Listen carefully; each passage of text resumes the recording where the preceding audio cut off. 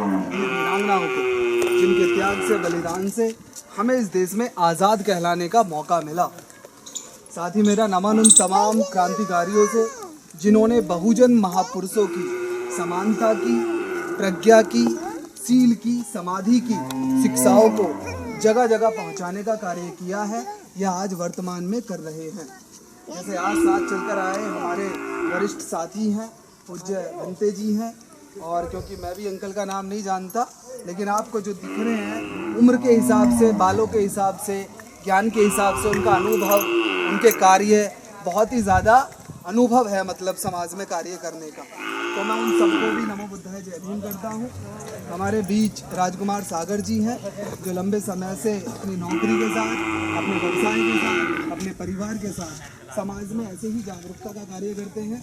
देविंदर गौतम जी हैं आपके सामने, और मैं संदीप बौद्ध आपके हापुड़ में रहता हूँ, पड़ोस में शिवगढ़ी में जॉब भी करता हूँ, एक छोटा सा स्कूल भी चलाता हूँ, और खाली टाइम में आप सबके बीच में, गांव में, गली में, कहीं भी महापुरुषों के विचारों को आप तक पहुंचाता हुआ दिखाई भी दे जाऊंगा। तो अभी कुछ सवालात हुए, हमारे देविंदर जी ने पूछे। सवाल पूछने का ये मकसद बिल्कुल नहीं था कि आपके ज्ञान को जांचा जा रहा है या आपको कोई नंबर मिलेंगे 10 में से 8 या 9।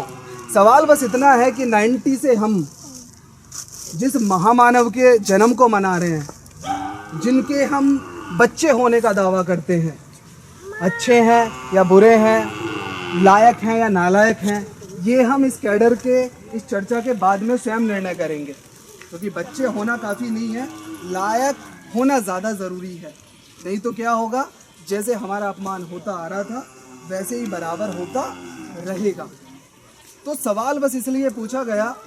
अब सवाल अभी मैंने मास्टर जी से शुरू में आगे पूछा, जो मास्टर जी हैं हमारे, उनका भी मैं साधुवाद करूंगा, और उनकी समझ टीम का, जिन्होंने आज का ये कार्यक्रम आयोजित किया। उन्होंने बताया कि पीछे कुछ समय पहले यहाँ काफ़ी जागरूकता हुई, बाबा साहब के विचारों को लेकर, भगवान बुद्ध की शिक्षाओं को लेकर संस्कार काफ़ी कराए जाते रहे, बहुत सारे काम हुए, लेकिन बीच में को वो चीज़ें थम गई। और हुआ क्या कि जो हम पहले से संस्कार में कहीं ना कहीं अनभिज्ञता में, अज्ञानता में कर रहे थे, हमने वही फिर से शुरू हो गया। क्या ऐसा ही है? तो अगर आपको फिर से बताया जाए सही और गलत में अंतर, तो आप करोगे। मेरा भी ऐसा मानना है और ऐसा विश्वास है कि जहाँ जहाँ हम लोगों ने सभाएं की हैं, छोटी बड़ी, वहाँ भले सारे लोग ना समझें, लेकिन समाज में परिवर्तन की लहर आ रही है। तो पहले तो आप जो ये टाइम देने आए हो, एक बार जोर से ताली बजा दो। ये आपके टाइम के लिए, क्योंकि आपके टाइम की जो घाटा होगा पर घंटे 2-2.5 लाख रुपए, उसकी भरपाई तो हम शायद नहीं कर पाएंगे, लेकिन आपको जो हम देते जाएंगे वो हमारी शिक्षाएं नहीं, हमारे शब्द मात्र शिक्षाएं होंगे। महामानव बुद्ध, बाबा साहब, पेरियार और जितने बहुजन महापुरुष हैं, ढेरों हैं, लाइन लगी पड़ी है, समझाते समझाते जा रहे हैं। उन सब की छोटी सी कहानी, क्योंकि समय काफ़ी हो चुका है, मैं एक कहानी आपको सुनाऊंगा। उस कहानी से आपको अंदाज़ा लगाना है कि हमारी स्थिति क्या है। एक बार क्या हुआ, ये कौन सा गांव है? इटायरा गांव में ऐसे ही रास्ते से भगवान बुद्ध गुजर के जा रहे थे, अपने जो शिष्य थे उनके आनंद के साथ। अब इसको ये मत जांचने लगना कि यहाँ से कभी आए थे। कहानी में इसलिए आपके गांव का नाम बताया जा रहा है ताकि आपको याद रहे कि बुद्ध यहाँ कभी, वैसे तो पूरे दुनिया में घूमे हैं, यहाँ भी आए होंगे, ठीक है। जा रहे थे तो रास्ते में जाते जाते, अक्सर उस रास्ते से जाते थे, लेकिन उस रास्ते में एक कुम्हार का क्या कार्य होता है? कुम्हार बर्तन बना रहा था। तो वहाँ बुद्ध एक पल के लिए रुके, बड़े ध्यान से उसे देखा और वो आगे बढ़ गए। आगे जैसे ही जा रहे थे, आगे चलते चलते एक लुहार उनको दिखाई दिया। लुहार क्या करता है? लोहे का काम। वो लोहे के हथियार बना रहा था, लोहे के सामान बना रहा था। तो बुद्ध वहाँ भी एक पल के लिए रुके, उसके बाद उन्होंने उसको भी बड़े ध्यान से देखा और आगे निकल गए। उसके बाद फिर थोड़ा सा आगे गए तो वो देखते हैं कि एक लकड़ी का काम करने वाला बढ़ई क्या बनाता है?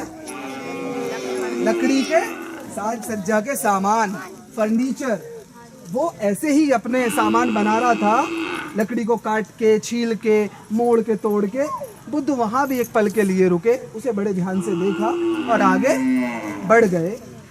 जैसे ही गांव से बाहर निकले तो ऐसे खेत आ गए, एक नाला, नदी जा रही थी। तो एक किसान उसमें से पानी, नाले में से क्या बना के लेके जाता है अपने खेत में? भरा। हमारी साइड भी भरा ही बोलते हैं।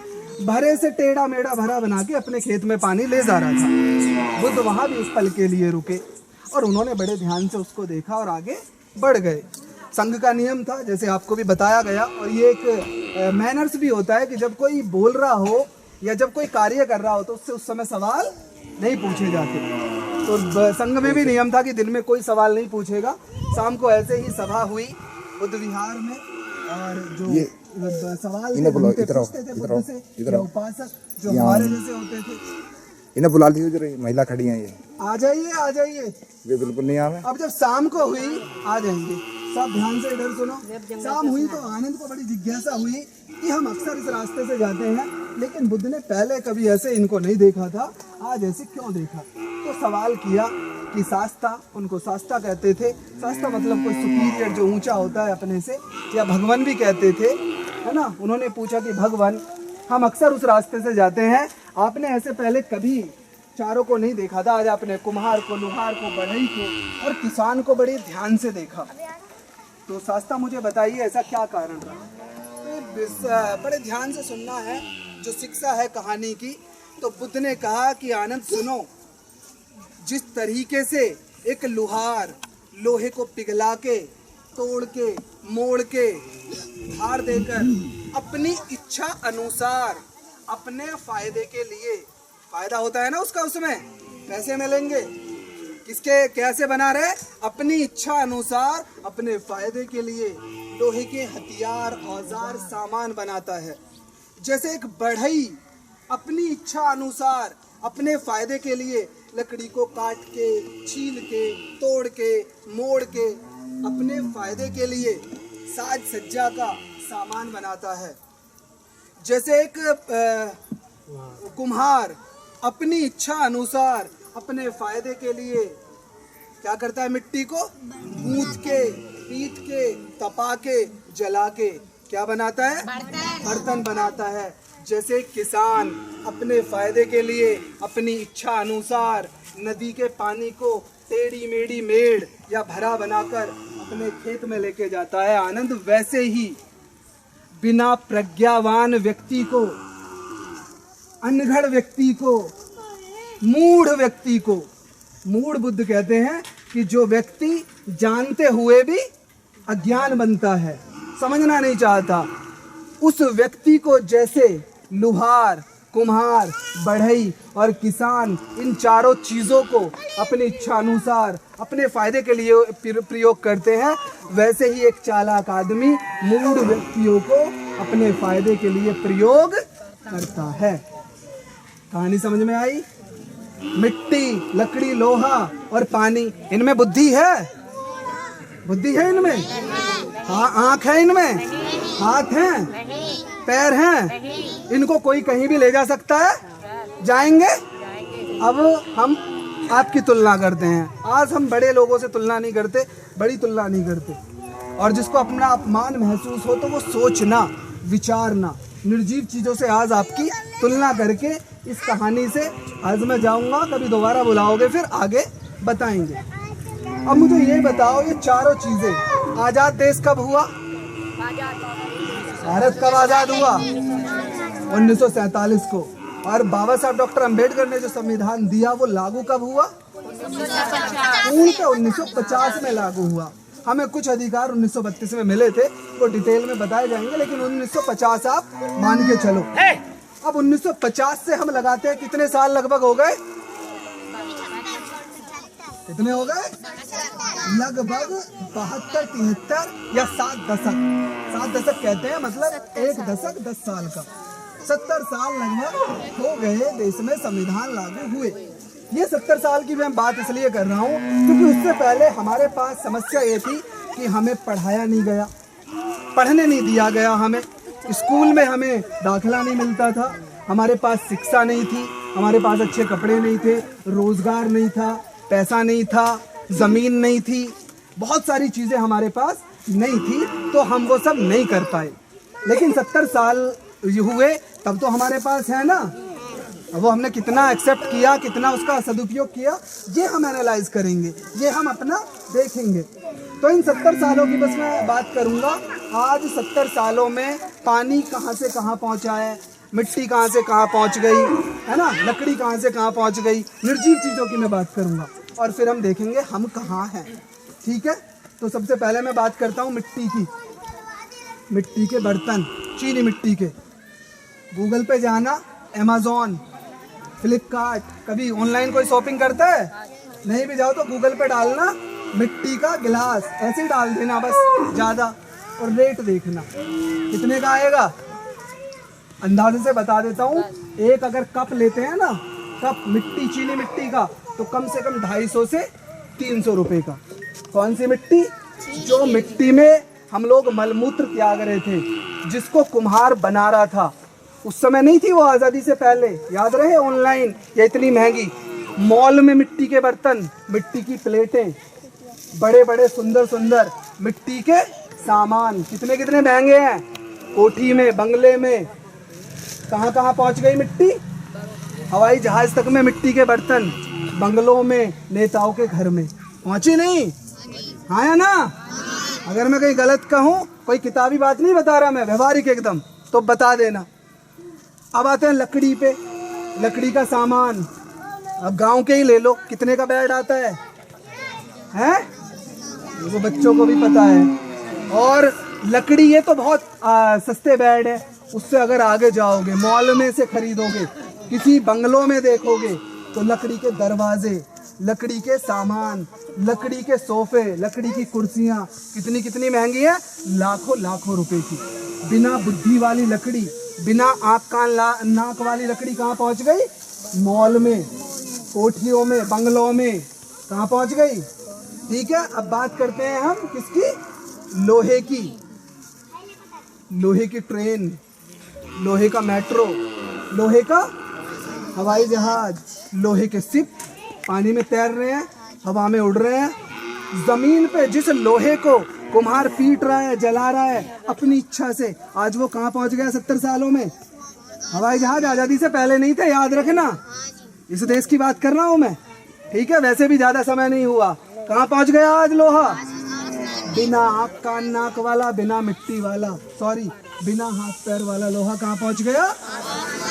अब बात करते हैं पानी की। पानी 20 कितने की बोतल आती है पानी की? 20 रुपए की आती है बिस्लरी की। किले की लोगे तो कितने की आएगी? 30 रुपए की। और जो ये गूगल पे डालना, फिर मोबाइल सबके हाथ में, उसका सदुपयोग किया करो। क्रिकेटर जो पानी पीते हैं ना, उसमें डालना वाटर फॉर क्रिकेटर, इतना डाल देना बस। 700 रुपए लीटर पानी आता है वो। कितना? बिना बुद्धि वाला, बिना आँख कान नाक वाला लोग कहाँ पहुंच गया पानी? कहाँ पहुंच गया? आसमान में। अब बस, अब आ जाते हैं हम खुद पे। खुद पे मतलब ये सिर्फ अटेरा गांव की बात नहीं हो रही, मैं पूरे समाज की बात कर रहा हूँ। हम ये देखना चाहते हैं कि 70 साल में निर्जीव चीजें कहाँ पहुंच गई, और जो संघर्ष करके महापुरुषों ने, बाबा साहब ने दिन रात अपने बच्चों को कुर्बान करके, माता रमाबाई को कुर्बान करके, अपना पूरा जीवन लगा के जो हमें दिया, हमने उसका सदुपयोग किया या नहीं किया? और किया तो कितना किया? अब मुझे बताओ, आपका कोई चाचा, ताऊ, मामा, फूफा, दूर का, पास का हो, जिसका कोई मॉल हो? है? नहीं है। किसी का कोई हवाई जहाज हो, हेलीकॉप्टर, रेल, शिप, कोई बंगलो बहुत बड़ा? कोई इक्के दुक्के का मिल जाए वो अलग बात है ना? बंगला तो मिल सकता है, इतना तो है। आज भी नहीं है, या होगा तो कोई बहुत रेयर एक आध उदाहरण मिलेगा। अब सोचो, जो चीजें वहां पहुंची, अपने से तो गई नहीं वो, क्योंकि उनमें तो बुद्धि नहीं है, उनमें तो ना हाथ पैर है उनके, खुद से जाएंगी।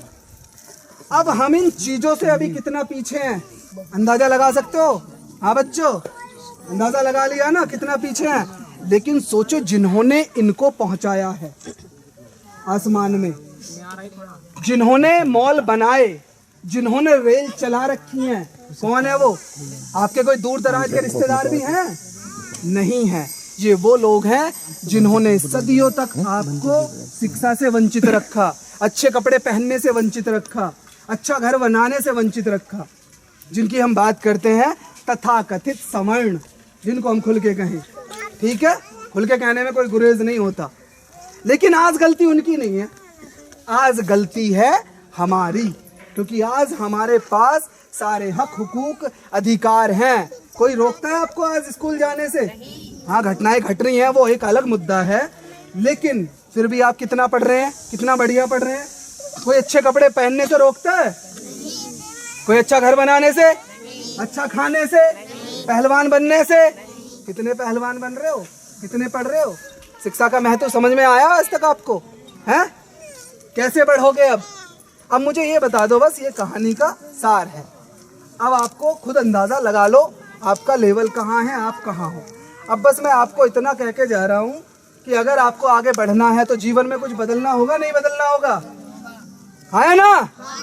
तो कब से बदलोगे? अब बदलना क्या है?